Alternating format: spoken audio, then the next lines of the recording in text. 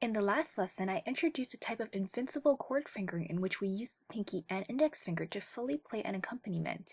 Today, we'll change the simple chord fingering a bit by adding the middle finger. With this extra finger, we'll learn another new method of playing.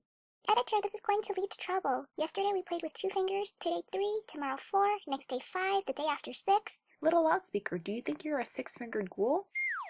Everyone open up your notation and play along with me before we review today's training. In the first 4 sections, we play from do mi sol 2 octaves lower to do mi sol 1 octave higher and back, followed by the next 4 sections where we play from re fa la 2 octaves lower to re fa la 1 octave higher and back. Next is mi sol ti, fa la do, sol ti re, and la do re. The rule here is do re mi fa sol la ti is played successively in the beginning.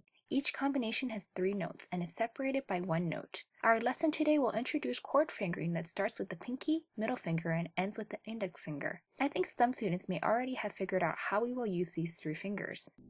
Using the pinky to position for the first key, the pinky will naturally play do, and since notes do to sol are only separated by a distance of 5 notes, the index finger plays sol, and the third note, mi, will be played by the middle finger.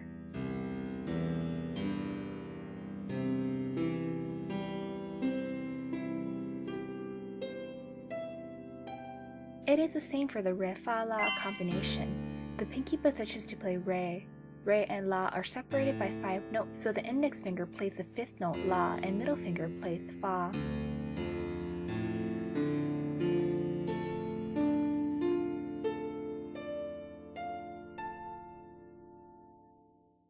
Another example, ti re fa. Little loudspeaker, tell me which column on the keyboard has T, quick. That's too easy. T is on the column MJU. How did you know so easily? I used your digital positioning method. This approach is so useful. Ah, yes. Then you have to talk about the fingering for it. I've just given 2 examples. You tell me how to finger ti re fa.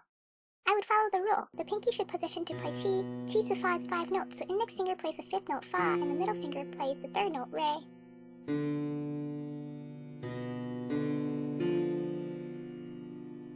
Ah, good. That is correct. I will spare your life this time. Any other similar combinations use the same fingering method. Now I will play the complete demonstration once.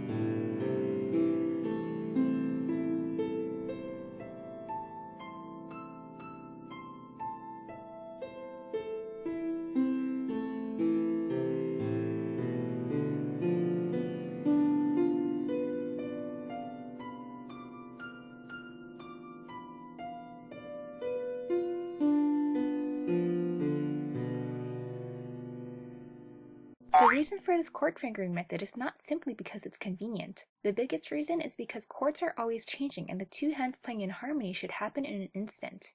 The EOP team has discovered that our invincible fingering method can be applied to any changing number of chords. This is why our assistant editor so proudly boasted about it in the last lesson. Okay, let's summarize these last 2 lessons of the first stage of EOP Demon Training Camp where we first came into contact with chord fingerings. We have several purposes. First, start to gain an understanding of the remaining more complex lessons. Second, to become very familiar with key positioning and reverse positioning through a series of simple exercises. Third, chord fingering methods help familiarize you with all keys even more and introduce you to a variety of keyboard layouts. This lays the foundation for playing chords blindly in the future. Fourth, Get familiar with playing the right half of the left-hand portion of the keyboard. Clearly know which key corresponds to which note instead of playing mechanically.